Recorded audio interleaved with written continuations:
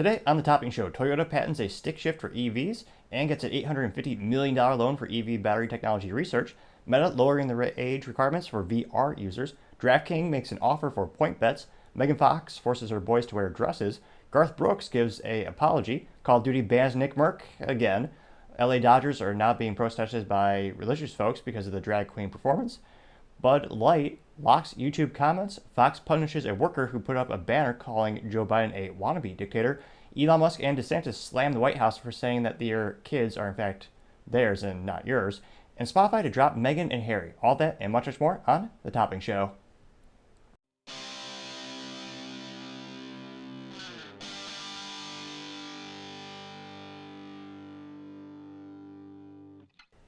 Thank you for taking the time to tune in today. Today's episode of Topping Show is sponsored by Topping Technologies. Topping Technologies is an IT value-added reseller and services company with a special proficiency in IT security. Heck, I see their founder at least twice a day. God say he's quite handsome and brilliant. Now, going on to the culture part of the podcast, you have Megan Fox forcing her boys to wear dresses.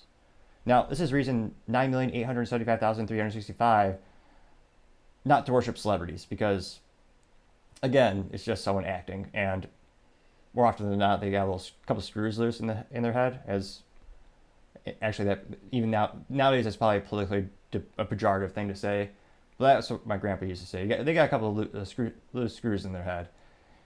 Now, this is according to Robbie Starbuck, which no relation to Starbucks, the coffee company. That is a big lost marketing opportunity. They should have hired him as some type of a brand ambassador just from the novelty of it. But again, I'm not in charge of Starbucks marketing yet.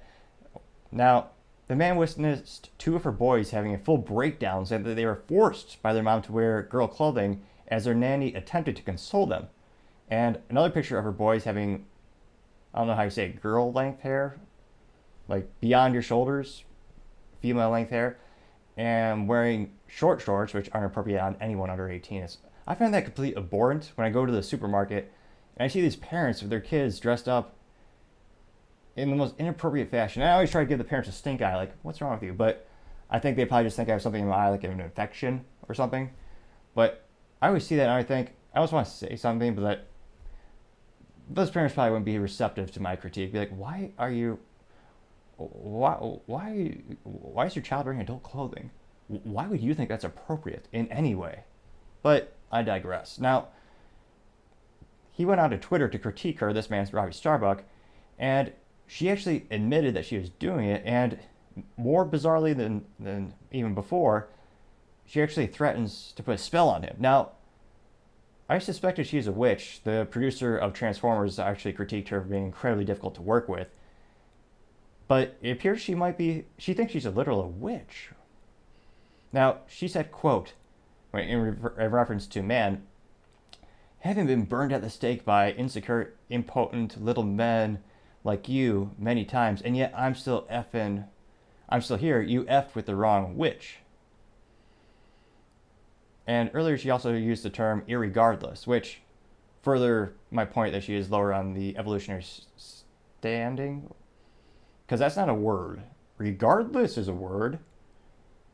Irregardless is not. Again, grammar is the real victim of modern society. But a bizarre thing where you're seeing more and more of these parents almost using their kids as accessories for social status. And again, these kids clearly don't want to be doing this, but she's pushing it, I suspect, for social clout, which I don't think that's appropriate to use your children as a pawn in that regard. And time shall tell to see if society boos her. That's probably a fancy way of saying maybe boycott her movies if she still makes movies. Very bizarre situation. But I digress. Thank you everyone for taking the time today. I can't thank you enough for liking, subscribing, and commenting. Each one of your comments greatly help the channel grow and develop. A couple weeks ago, I had someone reach out on the chat or on the comments saying that I should use my laptop a little bit less and have more eye contact with the camera. And thanks to them, I utilized the monitors I have behind the camera, which I usually have for my, I say 9 to 5 job. I work way more hours than that. But now that makes me keep eye contact a little bit better with the screens because I have the screens behind the camera. So that helps a little bit out. So that's a really good example of the comments helping the channel grow and develop, and your feedback being greatly appreciated. So each one of those things greatly helps out. Also, sharing the channel helps out a lot as well. But I digress. Thank you so much again. Also, don't forget to tell your family, tell your friends, tell your coworkers, Heck, tell your enemies, tell anyone and everyone, just stay safe and fight the good fight.